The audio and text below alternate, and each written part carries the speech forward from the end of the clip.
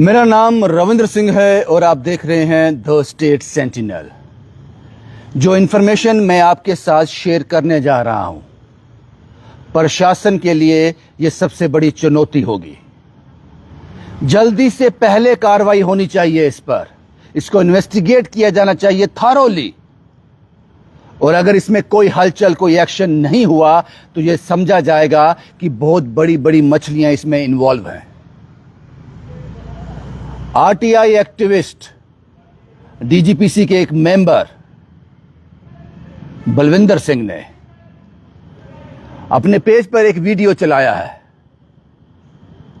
अगर उसमें सच्चाई है, अगर जो वो कुरेदना चाहते हैं,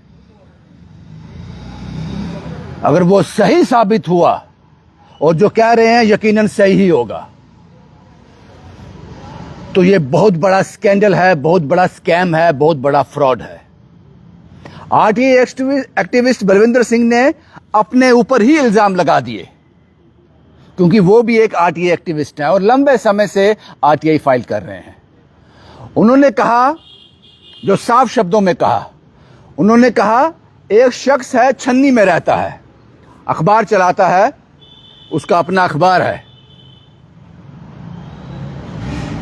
और आरटीआई एक्टिविस्ट भी है। वो आरटीआई भी लगाता है। पिछले 5 साल में जो उन्होंने आंकड़ा बताया, 300 से ज्यादा आरटीआई लगाई हैं उस शख्स ने। उस शख्स का काम यह है कि यहां भी कोई किसी का घर बन रहा हो, किसी का दफ्तर बन रहा हो, डोमेस्टिक हो, कमर्शियल हो, वो वहां की एक फोटो खींचता है, एक वीडियो बनाता है, उसके बाद उस पर आरटीआई लगाता है, उसका डेटा निकालता है, उस डेटे को फिर उस शख्स को ब्लैकमेलिंग में इस्तेमाल करता है। और इसमें कुछ डिपार्टमेंट के लोग भी इसके साथ मिले हुए हैं, क्योंकि यह आदमी अकेला इतना बड़ा स्कैम नहीं कर सकता, इतना बड़ा काम नहीं कर सकता। हालांकि उन्होंने किसी का जिक्र नहीं किया। जो उन्होंने अपने वीडियो में कहा, मैं वही आपको बता रहा हूं। उन्होंने यह भी कहा कि मेरी उससे फोन पर बात भी हुई और मैंने उसको समझाने की कोशिश की कि यह मत करो। और उसने आगे से कहा, जो बलविंदर सिंह जी बताते हैं, वो आगे से मुझे कहता है कि कोई आपका अपना आदमी होगा, बताना, मैं उसको छोड़ दूंगा, उसको स्पेयर कर दूंगा। अगर आरटीआई का इस्तेमाल इस तरह से हो रहा है, लोगों को ब्लैकमेल करने में, धोखा देने में, मैं मान लेता हूं आज से पहले प्रशासन को या जेएमसी को नहीं पता था इस बारे में, लेकिन बलविंदर सिंह के उस वीडियो ने और इस वीडियो ने, अगर इसके बाद भी प्रशासन हरकत में नहीं आता है तो फिर सारी दाल काली है, या फिर ये बहुत से बड़े लोग हैं जो लाखों की गेम करते हैं इसमें।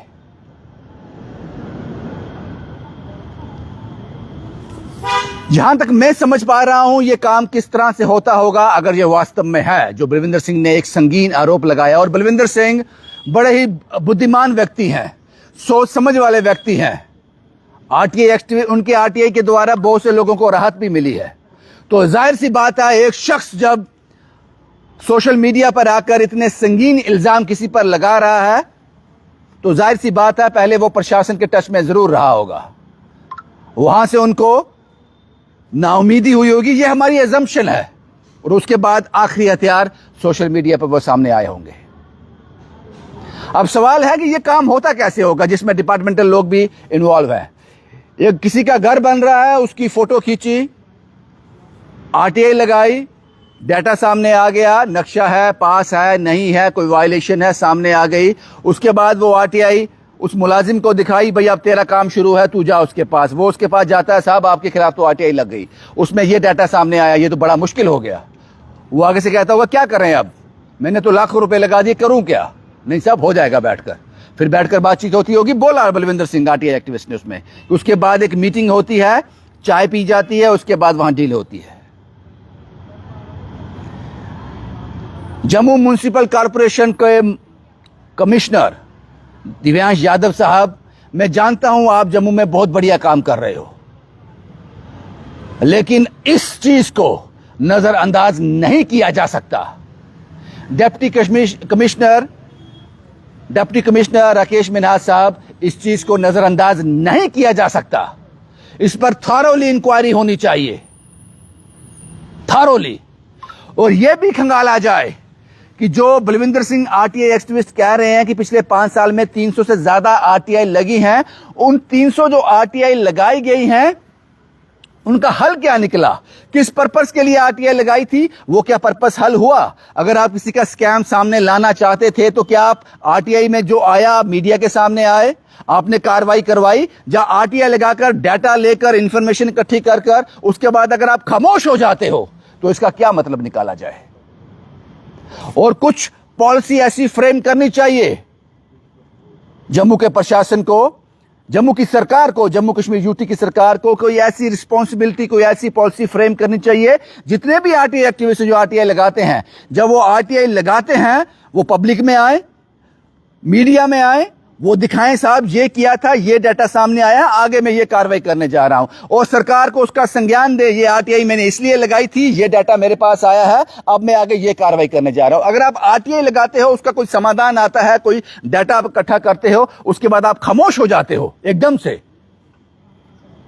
तो ये तो आरटीआई जो लगाते हैं, राइट टू इंफॉर्मेशन एक्ट, ये तो मिसयूज हो रहा है आम आदमी को डराने के लिए, उसको ब्लैकमेल करने के लिए, उससे पैसे कमाने के लिए, पैसे ऐंठने के लिए। आपको नहीं लगता? जितने भी आरटीआई एक्टिविस्ट हैं, ये इन सब पर सवाल उठ रहा है अब, क्योंकि बलविंदर सिंह साहब ने उसका नाम नहीं बताया, इसलिए आप सब शक के घेरे में हो। कौन है वो? हां, उन्होंने एक इंडिकेशन दिया, छन्नी का रहने वाला, वो अखबार रन करते हैं कोई। इसके आपको ये सारी जानकारी डिप्टी कमिश्नर को और जेएमसी कमिश्नर को देनी चाहिए, सरकार को देनी चाहिए। ऐसे लोगों के लिए हमारे समाज में कोई जगह नहीं। और जाहिर सी बात है, अगर ये आदमी 5, 7, 8 साल से आरटीआई लगा रहा है, जिसकी बात बलविंदर सिंह जी कर रहे हैं, तो इसका नेटवर्क बहुत बड़ा होगा। जम्मू म्युनिसिपल कॉरपोरेशन में लोग होंगे जो इसका साथ देते हैं, सरकार में लोग होंगे, एक टीम होगी। अगर कहीं फंस जाए तो निकलना कैसे है? क्योंकि एक आदमी गलत काम 6 महीने, साल तक सरवाइव कर सकता है, लेकिन अगर 5, 8, 10 साल से सरवाइव कर रहा है, लगातार कर रहा है, जो बलविंदर सिंह आरटीआई एक्टिविस्ट ने कहा है, तो सवाल तो है साहब। फिर जो भी आरटीआई एक्टिविस्ट हैं, आरटीआई लगाते हैं, जब आरटीआई का डाटा उनके पास आ जाता है, जवाब आ जाता है, उसके बाद आपने आरटीआई क्यों लगाई थी? जाहिर सी बात है, सरकार को, सरकार के स्कैम सामने लाने के लिए, सरकार में जो चीजें नहीं हो रही हैं उसको सामने लाने के लिए। दूसरा, अगर किसी आम आदमी पर आप आरटीआई लगाते हो तो उसका पर्पस आपको बताना चाहिए, उस आरटीआई के जवाब के बाद आपने क्या किया। ऐसी कोई पॉलिसी फ्रेम करनी चाहिए सरकार को, ताकि पता चले आरटीआई लगाना धंधा तो नहीं है, ब्लैकमेलिंग तो नहीं है। और सराहना करनी पड़ेगी बलविंदर सिंह की, बलविंदर सिंह साहब की सराहना करनी पड़ेगी। जुर्रत तो की उन्होंने, अपने आप पर उंगली उठाने की जुर्रत की है उन्होंने। इस जुर्रत को मैं सलाम पेश करता हूं, और इस जुर्रत को अंजाम तक पहुंचाने का काम मुझे लगता है यादव साहब, जो जम्मू म्युनिसिपल कॉरपोरेशन के कमिश्नर हैं, उनका काम है अब, और डिप्टी कमिश्नर राकेश मिन्हास साहब का काम है। इनकी जुर्रत को अंजाम तक पहुंचाना चाहिए। और अगर इस पूरी जानकारी के बाद भी कोई कार्रवाई नहीं होती है, तो इसका यह मतलब समझा जाए कि इसकी जानकारी पहले से आप लोगों को थी, आप भी खामोश बने हुए हो। और अगर आपको कोई जानकारी नहीं थी, आप खामोश नहीं थे, ये जानकारी अभी अभी आपको मिली है, तो इस पर मुझे लगता है कि आने वाले दिनों में एक्शन होना चाहिए। कौन है ये एक शख्स? एक है या 10 हैं, 20 हैं, 50 हैं? कितने आरटीआई एक्टिविस्ट जो हैं आरटीआई का गलत इस्तेमाल कर रहे हैं? एक सवाल उठाया है बलविंदर सिंह ने, और मुझे लगता है सभी आरटीआई एक्टिविस्ट को यह सवाल उठाना चाहिए, और एक पॉलिसी फ्रेम करनी चाहिए, एक सेट पैरामीटर होना चाहिए कि जो आरटीआई लगाता है वो आरटीआई का करता क्या है बाद में, जवाब आने के बाद। इस आदमी ने 1 साल में 50 आरटीआई लगाई, कितनों का समाधान किया, उसका रिजल्ट क्या निकला, इस पर भी काम करना चाहिए सरकार को। नहीं तो यह ब्लैकमेलिंग चलती रहे। बड़ा आसान काम है किसी को डराने के लिए, बड़ा आसान काम है। कुछ दिन पहले मुझे एक कॉल आया था जिसमें मुझे बताया गया,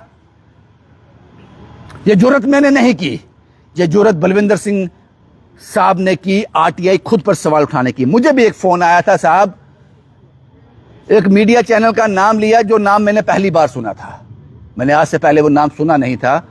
साहब ये लोग क्या करते हैं, किसी का मकान बन रहा होता है, उसका एक वीडियो बनाते हैं, एक फोटो खींचते हैं, उसके बाद अपने चैनल पर चलाते हैं। एक तरीका ये है, अपने चैनल पर चलाते हैं, उसका लिंक जो है कंसर्न डिपार्टमेंट के उस कर्मचारी को भेजते हैं जिसका साथ की सेटिंग होती है।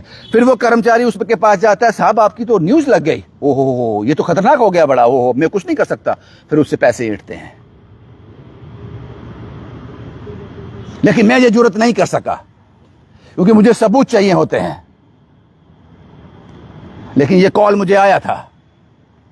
और दूसरा क्या करते हैं, फोटो खींचते हैं, वीडियो बनाते हैं, कंसर्न डिपार्टमेंट के उस कर्मचारी को जो उनसे मिला होता है इस भ्रष्टाचार में, उसको भेजते हैं, साहब इसके घर जाओ।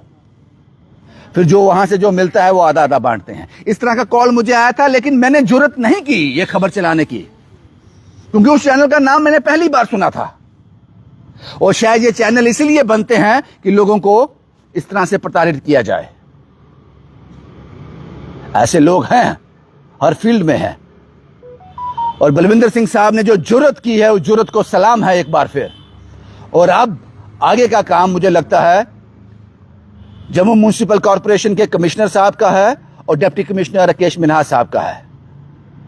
आपको कुछ ना कुछ कार्रवाई इस पर करनी चाहिए और पता लगाना चाहिए कि ये एक ही आरटीआई एक्टिविस्ट है या ऐसे डेरों सैकड़ों हैं जो ये काम कर रहे हैं आरटीआई की आड़ में।